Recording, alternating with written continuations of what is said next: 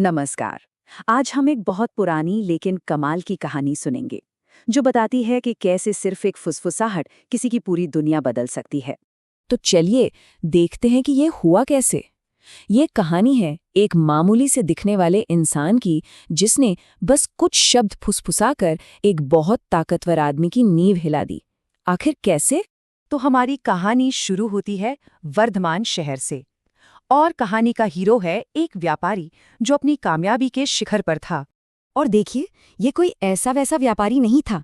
इसका रुतबा बहुत बड़ा था। खुद राजा ने उसे स्टेट का एडमिनिस्ट्रेटर बनाया हुआ था। मतलब एक ऐसा आदमी जिसका लोगों में भी मान सम्मान था और राजा भी उस पर भरोसा करता था। तो मौका था उसकी बेटी की शादी का, और इस खुशी में उसने एक बहुत बड़ी दावत रखी। एक ऐसी दावत जिसमें राजघराने से लेकर आम लोग सब शामिल थे। मतलब वो अपनी हैसियत और दरियादिली सबको दिखाना चाहता था। लेकिन इतने बड़े जश्न के बीच एक बहुत ही छोटी सी बात हो गई। एक ऐसी बात जो देखने में तो कुछ भी नहीं थी, पर जिसने आगे चलकर सब कुछ बदल दिया। हुआ ये कि महल का एक सफाई कर्मचारी जो मेहमान बनकर आया था, वो गलती से उस कुर्सी पर जा बैठा जो शाही परिवार के लिए थी। अब ये देखते ही व्यापारी आग बबूला हो गया। उसने आओ देखा न ताओ उस सफाईकर्मी को गर्दन से पकड़ा और सबके सामने बाहर फेंक दिया। सोचिए कितनी बड़ी बेइज्जती हुई होगी। चलिए अब कहानी के दूसरे हिस्से में चलते हैं। देखते हैं कि ये सरेआम हुई बेइज्जती बदले की एक खामोश और सोची समझी साजिश में कैसे बदलती है। अब देखिए, उस सफाई कर्मी ने गुस्से में आकर तुरंत कुछ नहीं किया। नहीं, वो बहुत होशियार था। उसने सब्र रखा और सही मौके का इंतजार करने लगा। और यहीं से खेल पलटता है। एक दिन जब राजा अपने कमरे में ऊँघ रहा था, मतलब आधी नींद में था, तो सफाईकर्मी ने धीरे से, बस इतनी आवाज में कि सिर्फ राजा सुन सके, ये झूठ फुसफुसा दिया। अब जरा इस एक फुसफुसाहट का असर देखिए। रातों रात सब कुछ बदल गया। जो व्यापारी कल तक राजा का सबसे करीबी था, आज उसके महल में घुसने पर भी पाबंदी लग गई। जो पूरे राज्य का एडमिनिस्ट्रेटर था, उसकी सारी शक्तियां छीन ली गई। और जो कल तक एक सम्मानित आदमी था, आज राजा की नजरों में एक गुनहगार बन चुका था। तो अगले ही दिन जब व्यापारी महल पहुंचा, तो पहरेदारों ने उसे दरवाजे पर ही रोक दिया। उसे कुछ समझ नहीं आ रहा था। तभी वहां से गुजरते हुए उस सफाई कर्मी ने उस पर ताना कसा, और व्यापारी को एक झटके में सारी कहानी समझ आ गई। अब सोचिए, व्यापारी के पास क्या रास्ता था? उसकी इज्जत, उसका पद, सब कुछ दांव पर था। लेकिन उसने गुस्सा करने के बजाय एक ऐसा रास्ता चुना जिसकी किसी को उम्मीद नहीं थी। उसने विनम्रता का रास्ता चुना। तो ये सिर्फ एक माफी नहीं थी, ये एक पूरी स्ट्रैटेजी थी।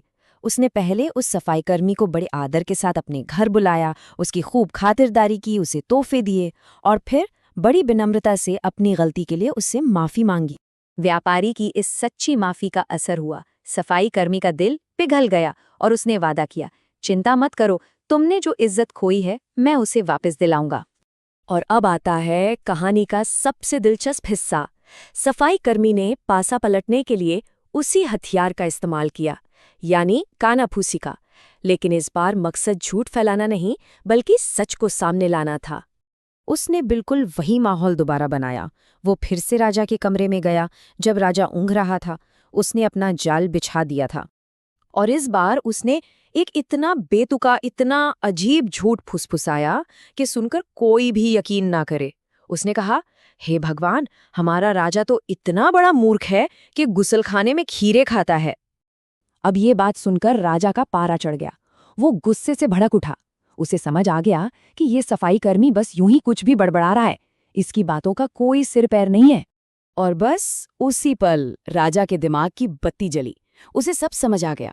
उसने सोचा, अगर ये मेरे बारे में इतनी वाहियात बात बोल सकता है, तो यकीनन इसने व्यापारी के बारे में भी झूठ ही बोला होगा। एक झूठ ने दूसरे झूठ की पोल खोल दी। बस फिर क्या था, जैसे ही सच्चाई सामने आई, राजा ने फौरन अपनी गलती सुधारी और व्यापारी को उसकी इज्जत और उसका पद सब कुछ वापस लौटा दिया।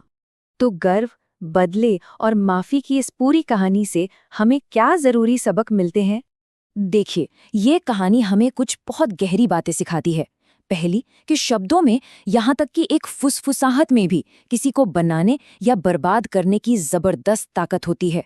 दूसरी कि घमंड इंसान को बहुत तेजी से नीचे गिरा सकता है। तीसरी बात, विनम्र होना कमजोरी नहीं बल्कि एक बहुत बड़ी ताकत हो सकती है। और ये भी कि बिना सोचे समझे किसी नतीजे पर पहुंचना कितना खतरनाक हो सकता है। और आखिर में कैसे इज्जत और माफी से एक दुश्मन को भी दोस्त बनाया जा सकता है। और आखिर में ये कहानी हमें एक सवाल के साथ छोड़ जाती है। जरा सोचिए, आज हमारे शब्द किसकी इज्जत बना सकते हैं और किसकी बिगाड़ सकते हैं। इस चर्चा में शामिल होने के लिए बहुत बहुत धन्यवाद।